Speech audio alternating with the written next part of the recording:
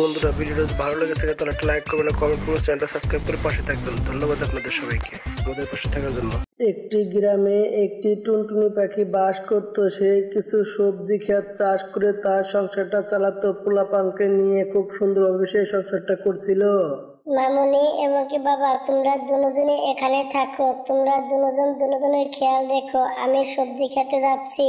সবজি খেতে কিছু পানি দিয়ে আমি এখানে চলে আসবো। আমার একটু দেরি হতে পারে, কেমন? মা, আজকে ভাইয়া আমি তোমার সাথে যাব। মা, ভাইয়াও যাবে, আমিও যাবো। কি বলো ভাইয়া, তুমি যাবে না সবজি খেতে? মা, আমরাও তোমার সাথে যাব, কারণ আমরাও দেখতে চাই তুমি কিভাবে কাজ কাম করো। মা, আমরাও কাজ কাম করতে চাই তোমার সাথে। না মামুনি, তোমাদেরকে যেতে হবে না। বাইরে অনেক রোদ এবং কি তোমরা এখনো অনেকটাই ছোট আছো। তোমরা আগে বড় হয়ে নাও, তারপর তোমরা কাজ কাম করো। তোমাদের জন্য এখন তো আমি আছি, তাই না? আমি একাই যথেষ্ট ক্ষেতের জন্য। এসব কথা বলে টুনটুনি পাখি সে কাজে চলে যায় তার খেতে গিয়ে সে খুব সহজভাবে পানি দিচ্ছিল। তখন একটা অজানা কাউয়া চলে আসে টুনটুনি পাখির কাছে, চালো চালো করে হাঁপাতে হাঁপাতে। আরে ভাই, তুমি এরকম হাঁপাচ্ছ কেন? কি হয়েছে? আর আপু বলো না, আমার পিছনে একটা চিল পড়ে গেছে। শয়তান চিলটা আমাকে খেতে চাইছে। প্লিজ আপু, আমাকে বাঁচিয়ে নাও। আমি অকালে মরতে চাই না। প্লিজ আপু, আমাকে বাঁচিয়ে নাও। ঠিক আছে কাবুয়া ভাইয়া, তাহলে তুমি আমার সাথে আমার বাসায় চলো যাই।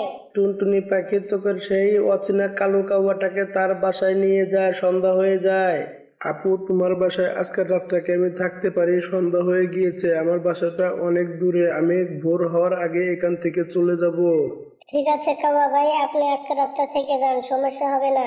কাউয়া তখন কিছু খাবার খেয়ে সেই জায়গায় ঘুমে এসে যায়। এদিকে টুনটুনি পাখি তার সন্তানদেরকে নিয়ে সেও ঘুমে এসে যায়। এদিকে সকাল হয়ে যায়। সকালবেলা টুনটুনি মেয়ে এবং ছেলে দেখতে পায় তাদের ঘর ভাঙচুর করে এবং কি তার মা নিচে পড়ে আছে এবং কি মরে আছে।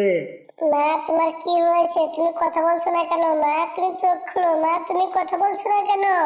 আপু, মা পৃথিবীতে বেঁচে নেই। মাকে ছাড়া আমরা এখন কিভাবে থাকবো? আপু, মা তো আমাদের ছেলে চলে গেল। আপু, এখন মাকে ছাড়া আমরা কিভাবে থাকবো? মা, উঠো না মা।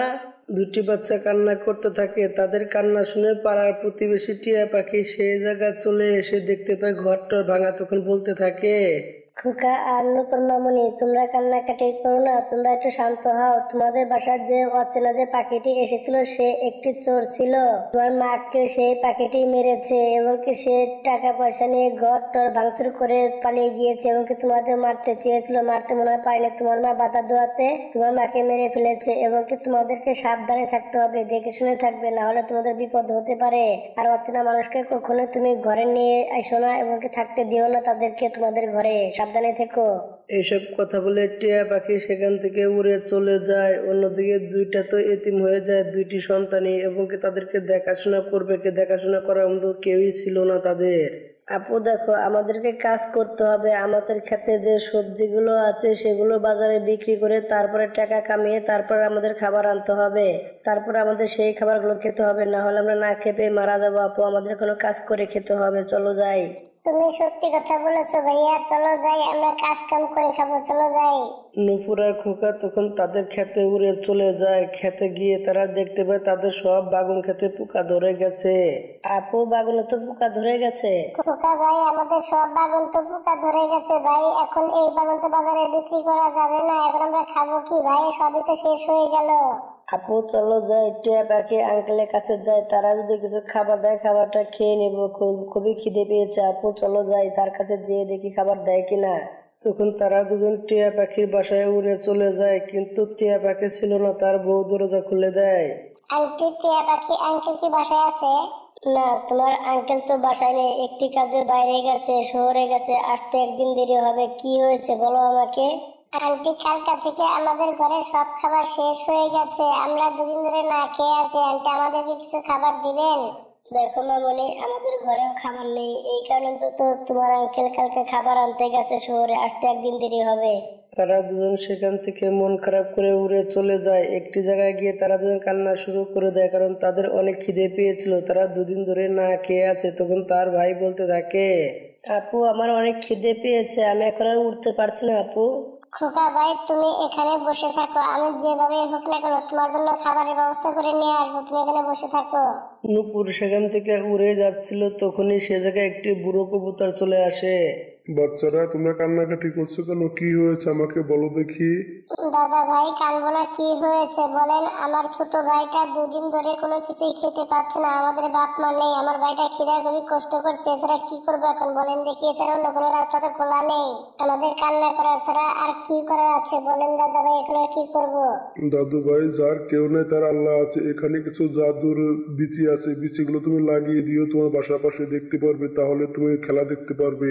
কবুতর তখন সেখান থেকে উড়ে চলে যায়। অন্যদিকে টুনটুনির মেয়ে জেলে দুজন তখন বাসায় চলে যায়। বাসায় গিয়ে খেতে তখন সেই বীজগুলো লাগিয়ে দেয়। তারপরে দিন যখন তারা সেই খেতে আসে, তারা তো অনেকটাই অবাক হয়ে যায় ক্ষেতের অবস্থা দেখে, কারণ পুরা ক্ষেতে ডিম গাছ দিয়ে ভরে গিয়েছিল।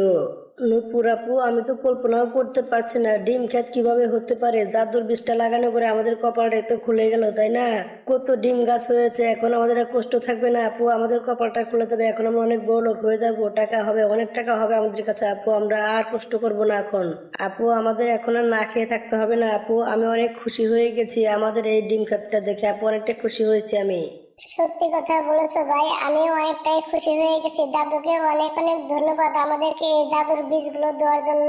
জাদুর বীজগুলো না দিলে তাহলে আমরা কখনো এই ডিম ক্ষেত চাষ করতে পারতাম না, এবং কি ডিম ক্ষেত কোনো চোখে তো দেখিনি, এই প্রথম দেখছি ভাইয়া। আমার অনেক খুশি লাগছে জিনিসগুলো দেখে। আজকে মা বেঁচে থাকলে ভাইয়া অনেক খুশি হতো মা, তাই না? দেখো আপু, মায়ের দোয়া সারাক্ষণই আমাদের সাথে আছে, এই কারণে তো বুড়ো দাদা আমাদেরকে জাদুর বিচিগুলো দিয়ে গিয়েছে, এই কারণে তো আমাদের ডিম ক্ষেতটা চাষ হয়েছে, ডিম ধরেছে গাছে, কল্পনা করতে পারছি না। চিন্তা করো না আপু, মা সারাক্ষণ আমাদের সাথে আছে আপু, তুমি চিন্তা করো না। ভাই তুমি সত্যি কথা বলেছো, মা আমাদের সাথে আছে, মার দোয়ার কারণে তো এত কিছু হয়েছে ভাইয়া। আমি আজকে অনেক খুশি আছি ভাই, আর কান্নাকাটি করবো না কখনোই। বাচ্চা দুটি অনেকটাই খুশি হয়ে যায়। তখন তারা গাছ থেকে ডিম পেড়ে বাজারে নিয়ে চলে যায় বিক্রি করতে। বাজারে বিক্রি করে তারা খাবার দাবার নিয়ে আসে। তাদের দিনকালগুলো হাসি খুশি ভাবে কাটতে থাকে। বন্ধুরা, এর সাথে সাথে গল্পটাও শেষ হয়ে যায়। বন্ধুরা, আমাদের গল্পটা যদি ভালো লেগে থাকে তাহলে একটা লাইক করবেন, একটা কমেন্ট করবেন, আর চ্যানেলটা সাবস্ক্রাইব করে পাশে থাকবেন। ধন্যবাদ আপনাদের সবাইকে আমাদের পাশে থাকার জন্য।